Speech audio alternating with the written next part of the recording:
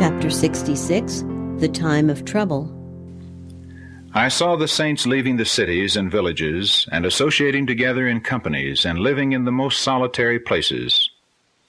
Angels provided them food and water, while the wicked were suffering from hunger and thirst. Then I saw the leading men of the earth consulting together, and Satan and his angels busy around them.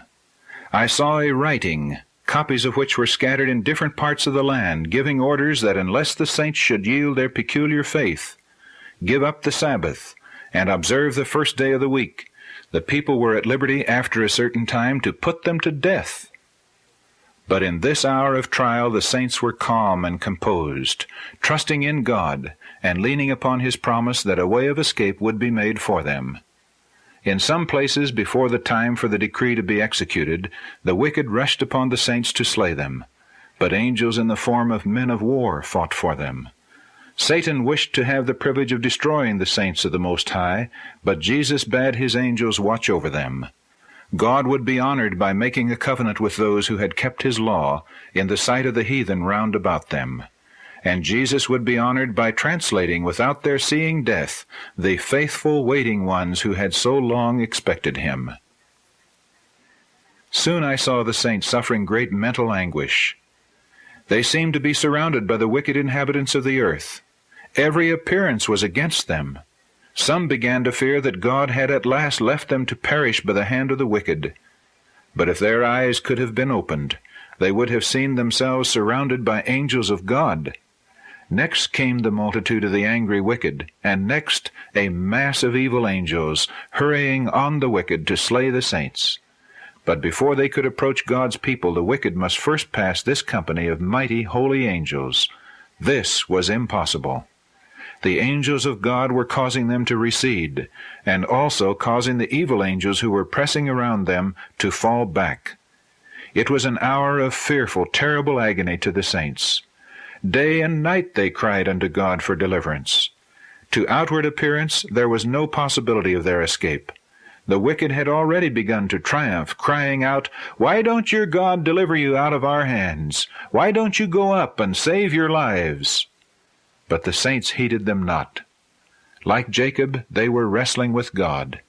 The angels longed to deliver them, but they must wait a little longer. The people of God must drink of the cup and be baptized with the baptism. The angels, faithful to their trust, continued their watch. God would not suffer His name to be reproached among the heathen. The time had nearly come when He was to manifest His mighty power and gloriously deliver His saints.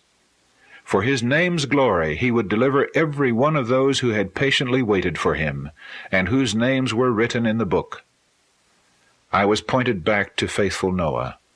When the rain descended and the flood came, Noah and his family had entered the ark, and God had shut them in. Noah had faithfully warned the inhabitants of the antediluvian world, while they had mocked and derided him. And as the waters descended upon the earth, and one after another were drowning, they beheld that ark, of which they had made so much sport, riding safely upon the waters, preserving the faithful Noah and his family.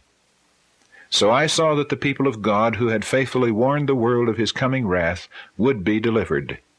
God would not suffer the wicked to destroy those who were expecting translation, and who would not bow to the decree of the beast or receive his mark. I saw that if the wicked were permitted to slay the saints, Satan and all his evil host and all who hate God would be gratified.